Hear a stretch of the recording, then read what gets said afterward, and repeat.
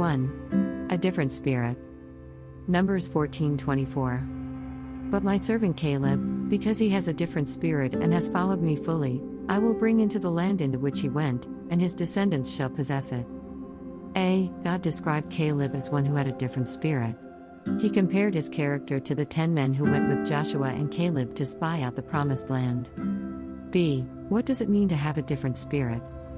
At 1. We can learn from Joshua's and Caleb's actions what it means to have a different spirit, Numbers 13-14. At 2.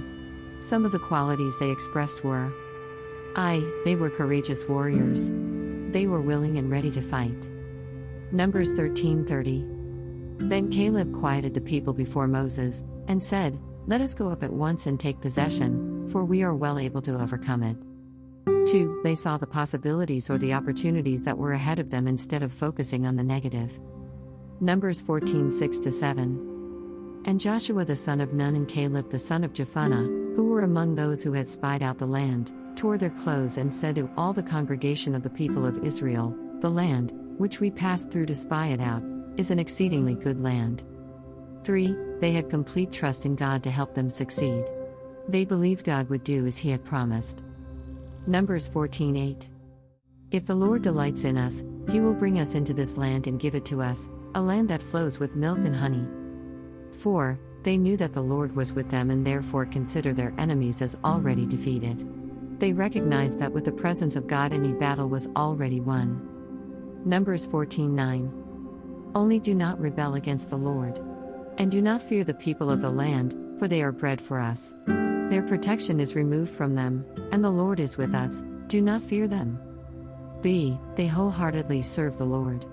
This kind of attitude or a spirit such as theirs comes with this very important quality, Numbers 14:24. At 1. No measure of success can be gained without it.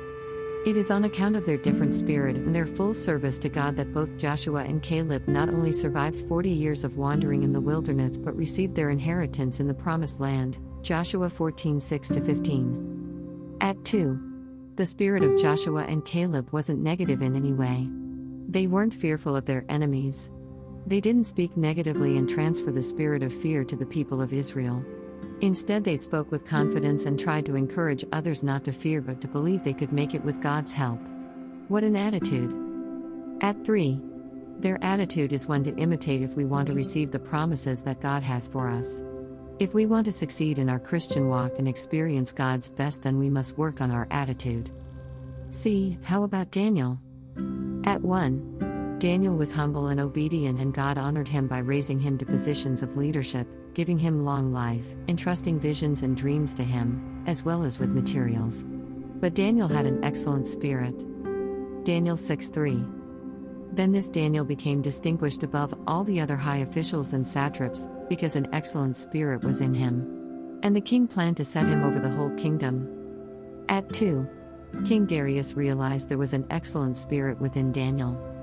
At 3. What was this excellent spirit? The Holy Spirit himself. At 4. Daniel interpreted dreams. He prayed with effectiveness. He understood visions. He moved in prophecy. He experienced the miraculous. In other words, he was a man who was filled with the Spirit. That's what made him so successful all the days of his life. D. What kind of spirit do you have? Would God say that you have a different spirit to other people? Would your family say that you have a good spirit? E. We must ask God to impart such a spirit in us.